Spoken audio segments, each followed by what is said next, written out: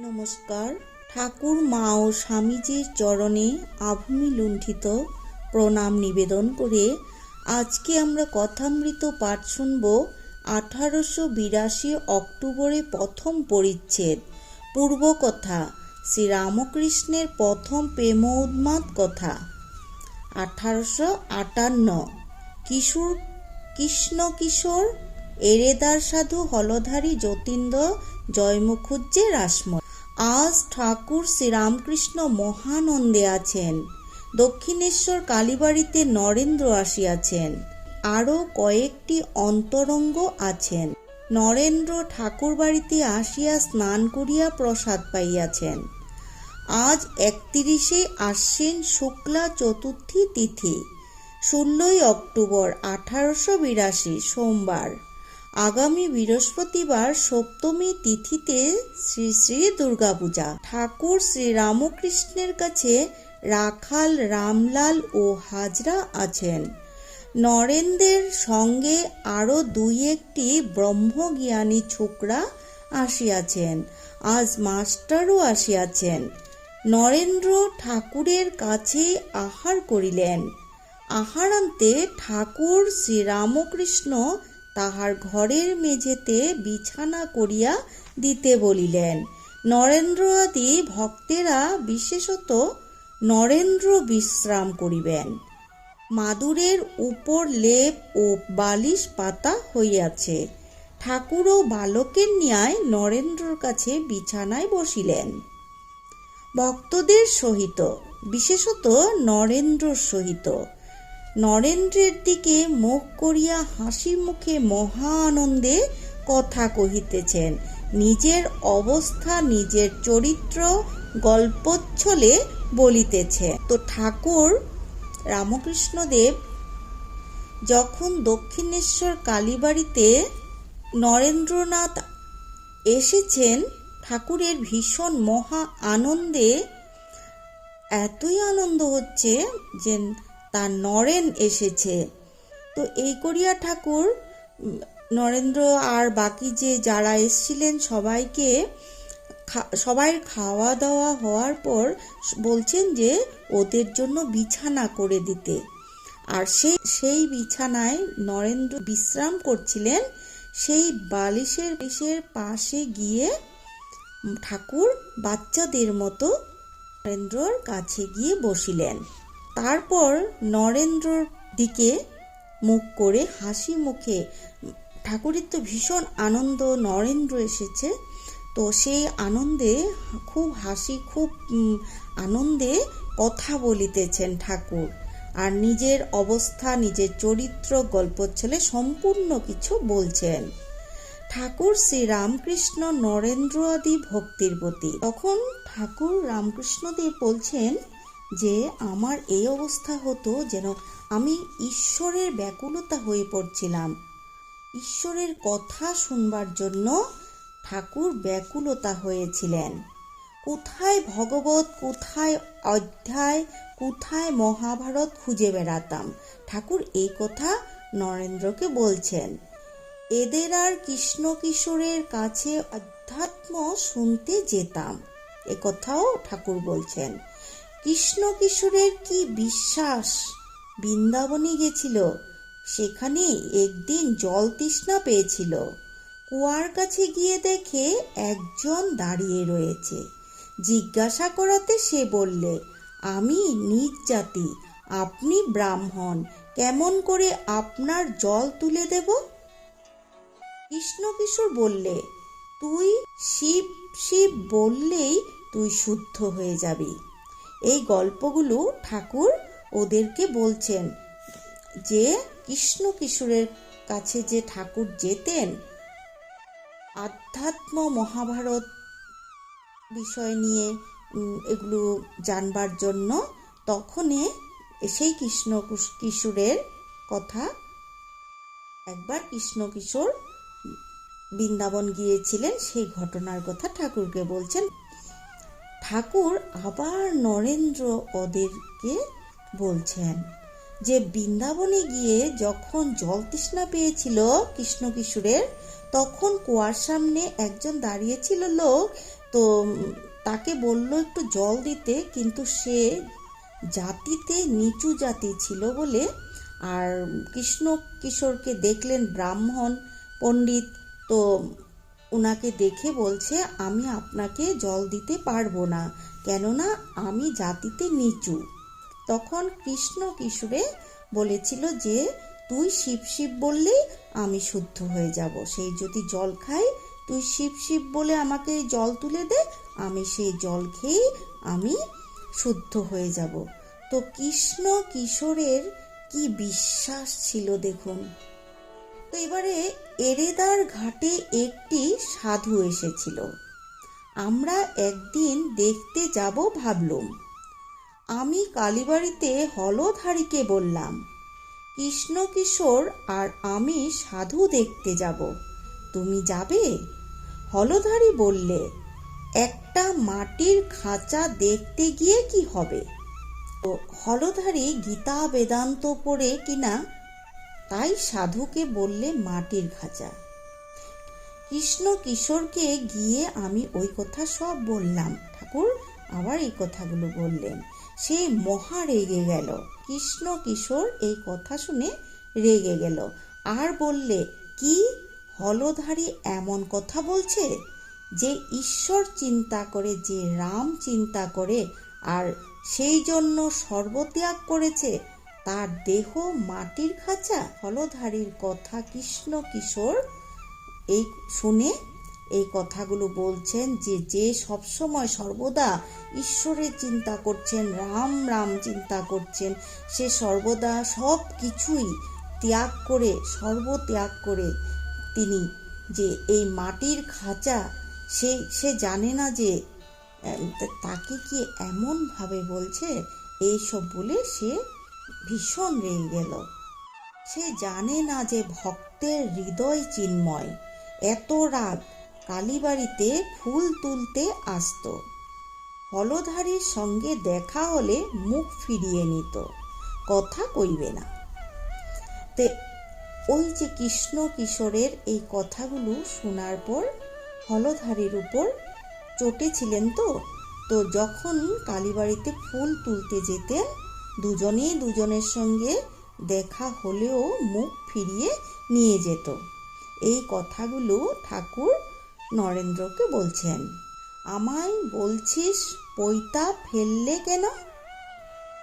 যখন আমার এই অবস্থা হলো, তখন আশ্বিনের ঝড়ের মতো একটা কি এসে কোথায় কি উড়িয়ে লয়ে গেল। আগেরকার চিহ্ন কিছুই রইল না, হুঁশ নাই, কাপড় পরে যাচ্ছে, তা পইতে থাকবে কেমন করে? আমি বললাম, তোমার একবার উন্মাদ হয়, তাহলে তুমি বুঝো। তাই হলো, তার নিজেরই উন্মাদ হলো। তখন সে কেবল ওং ওং বলতো আর এক ঘরে চুপ করে বসে থাকতো। সকলেই মাথা গরম হয়েছে বলে কবিরাজ ডাকলে নাটাগড়ের রাম কবিরাজ এলো। কৃষ্ণ কিশোর তাকে বললে, ওগো আমার রোগ আরাম করো, কিন্তু দেখো যেন আমার ওঙ্কারটি আরাম করো না। সকলেরই হাস্য। এই যে বলছিলেন এই কথাটা ঠাকুরকে, পৈতেটা ফেললে কেন? যে যখন আমার এই অবস্থা হলো, তখন আশ্বিনের ঝড়ের মতো ঠাকুর এই কথা বলছিলেন যে আমার কোনো হুঁশ ছিল না। কেননা ঠাকুর একটি কথা, তখন একটাই ঠাকুরের কেবল ঈশ্বরের কথা, খালি ঈশ্বর ঈশ্বর করত। তখন ঠাকুর বলছিল যে তোর যদি এমন হয় তখন তুই নিজে বুঝবি। তো সত্যি সত্যি সেটা আবার কেউ উন্মাদ হলো। আর তখন এই কথা বলল, যখন কবিরাজ আসছে, তখন কৃষ্ণ কিশোর আবার তাকে বলল যে দেখো রোগটা আরাম করো, কিন্তু আমার ওঙ্কারটি আরাম করো না। একদিন গিয়ে দেখি বসে ভাবছে। জিজ্ঞাসা করলাম, কি হয়েছে? বললে ট্যাক্সিওয়ালা এসেছিল, তাই ভাবছি। বলছে টাকা না দিলে ঘটি বাটি বেচে লবে। আমি বললাম, কি হবে ভেবে? না হয় ঘটি বাটি লয়ে যাবে। যদি বেঁধে লয়ে যায় তোমাকে, তো তো লয়ে যেতে পারবে না, তুমি তো খ গো। নরেন্দ্র আদির হাস্য। আবার এ কথা শুনে নরেন্দ্র আদি সকলে হাস্য। কৃষ্ণ কিশোর বলতো, আমি আকাশবৎ অধ্যাত্ম পড়তো কিনা মাঝে মাঝে তুমি খ বলে ঠাট্টা করতাম। হেসে বললাম, তুমি খ, ট্যাক্সি তোমাকে তো টানতে পারবে না। ওই যে ঠাকুরকে কৃষ্ণ কিশোর যে কথাটা বলতো তুমি খ, তো তখন আবার ঠাকুরও এই কথা তাকে বললেন যে তোমাকে তোমার ঘটি বাটি হে নিয়ে যাবে, তোমাকে তো নিয়ে যেতে পারবে না, তুমি তো খ। তো এই কথার পর নরেন্দ্র আদি সকল ভক্তরা হেসে ফেললেন। উন্মাদ অবস্থায় লোককে ঠিক ঠিক কথা হোক কথা বলতো, কাউকেই মানতাম না। বড়লোক দেখলে ভয় হতো না। যদু মল্লিকের বাগানে যতীন্দ্র এসেছিল, আমিও সেখানে ছিলাম। আমি তাকে বললাম, কর্তব্য কি? ঈশ্বর চিন্তা করাই আমাদের কর্তব্য কিনা? যতীন্দ্র বললে, আমরা সংসারী লোক, আমাদের কি আর মুক্তি আছে? রাজা যুধিষ্ঠিরের নরক দর্শন করেছিলেন, তখন আমার বড় রাগ হলো। তো এবার ঠাকুর একথা বলছেন যে যদু মল্লিকের বাড়িতে যতীন্দ্র এসেছিল, আমিও সেখানে গিয়েছিলাম। তখন আমি সে যদু মল্লিকে বললাম যে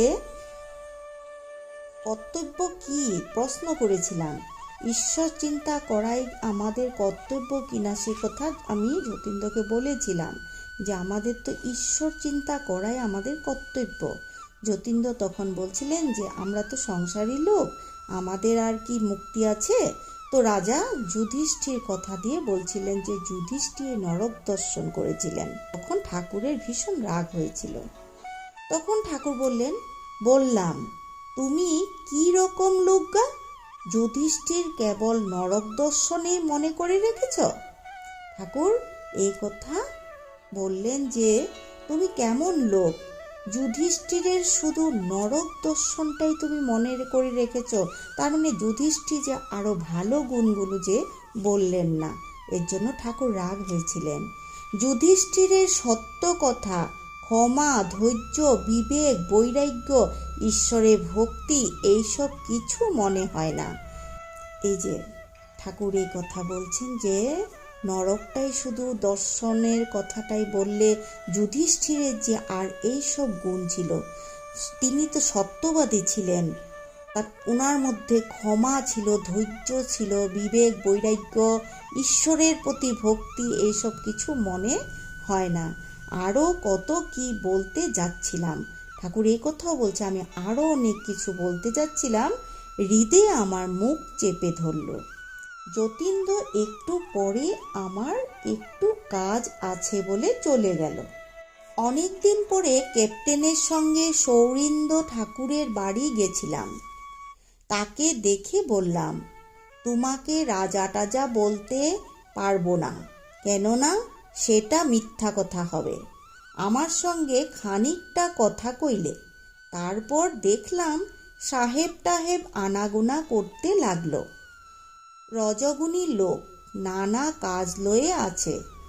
যতীন্দ্রকে খবর পাঠানো হলো, সে বলে পাঠালে আমার গলায় বেদনা হয়েছে।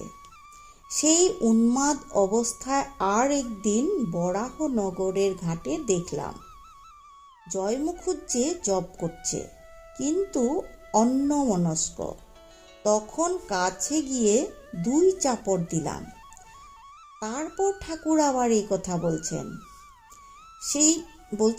যে আমার সেই উন্মাদ অবস্থায় একদিন আমি বরাহনগরের ঘাটে দেখলাম যে জয় মুখুজ্জে জপ করছে, কিন্তু তার জপে কোনো মন নেই, তিনি অন্যমনস্ক হয়ে আছেন, কি নানা কিছু ভাবছেন, এমন কথা আর কি। তো তখন আমি কি করলাম, তাকে 2টি চড় মারলাম। একদিন রাসমণি ঠাকুর বাড়িতে এসেছে, আবার ঠাকুর এই কথা বলছেন রাসমণির কথা।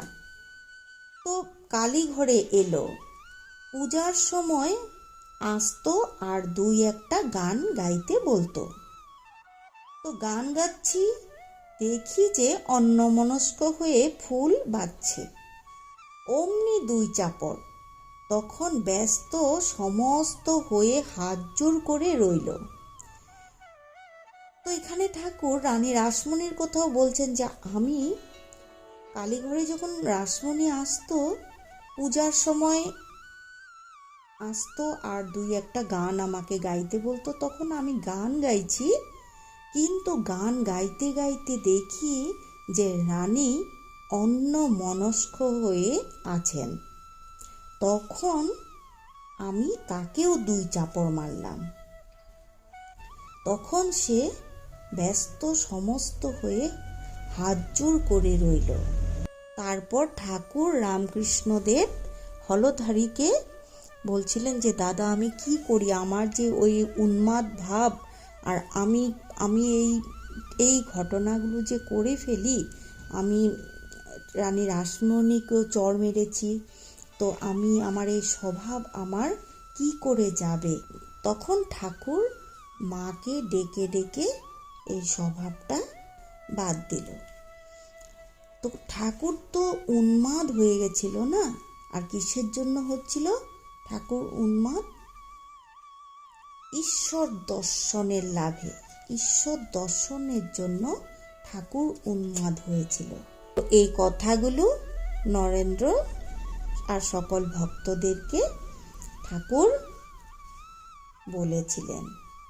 তো আজকের মতো আমরা কথামৃত পাঠ এই পর্যন্ত শ্রবণ করলাম।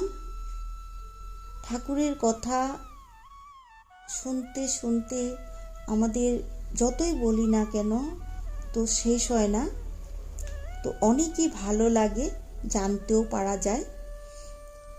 তো এর পরের পাঠে আমরা জানব মথুরের সঙ্গে তীর্থ 1868, কাশীতে বিষয় কথা শ্রবণে ঠাকুরের রোধন।